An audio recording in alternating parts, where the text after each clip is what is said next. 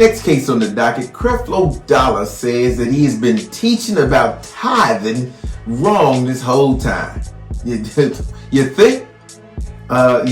When did you figure this out, sir? And this is what he had to say about having taught it wrong. The teachings that I've shared in times past on the subject of tithing were not correct. I won't apologize, because if it wasn't for me going down that route, I would have never ended up where I am right now. You're not going to apologize? But if you've been wrong, ain't that what you do? When you're wrong, you apologize. I don't care that it got you to where you at now. If you wrong, say you wrong. That's what you do. And you apologize for being wrong and you move forward. You don't say I ain't going to apologize. See, that's arrogance. See, that's what makes me question whether or not this is real or not. Then he goes on to say this. But I will say that I have no shame at all at saying to you, throw away every book, every tape, and every video I ever did on the subject of tithing. Okay, so throw the books back. Throw them away and throw the tapes away, I guess, so we can buy the new ones, huh? Don't tell me to throw the books away. How about this? If you truly feel like you were wrong and teaching it wrong, give the people the money back. Give everybody who purchased one of your books or one of your CDs, give them back their money. Give everybody back their money. You ain't gonna do that though, are you? You ain't gonna do that. And why are you deciding to change the way you teach it now? Maybe it's because you done got everything you gonna get out the game. You got the $65 million private jet that you asked the parishioners for. Old ladies walking to church, don't have no transportation to church, but you had a $65 million plane.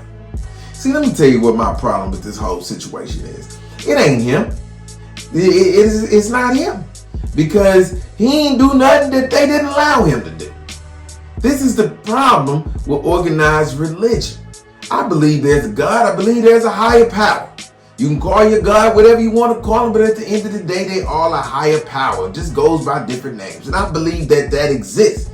But what I don't believe is some of this foolery that some of y'all perpetrate upon us called organized religion. I think y'all get together and you just create these rules, and you some of the most hypocritical bastards walking the face of this earth.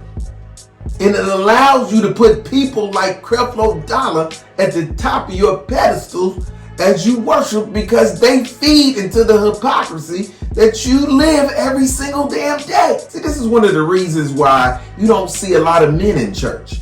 A lot of people don't know the history. Like in the 70s, what happened, a lot of the pimps, once they start cracking down on pimping, the preachers went to the pulpits. And that's why a lot of men didn't go to church, because they was like, ain't you woman, you going to church every Sunday, but the dude sitting up there in the pulpit, he the same dude that was running the homes.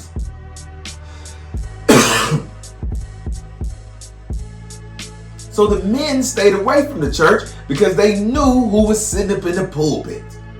Now you decided you wrong after all these years. What else you wrong about? It makes me ask that. I know some people might say, well, he a man, he ain't gonna be perfect. You right, he not gonna be perfect. I know that, and a lot of people who've always judged him know he ain't been perfect. The problem ain't that we think he perfect. The problem is y'all think he perfect. And that's where the problem comes in. This perfect dude has been pimping you off for years, and now he's a multi-millionaire having taught you the wrong thing all these years. Ain't that godly? I find this brother guilty of being a fraud. I find you church people guilty once again of being hypocritical, and I find you all guilty of following a wolf in sheep's clothing. Next case.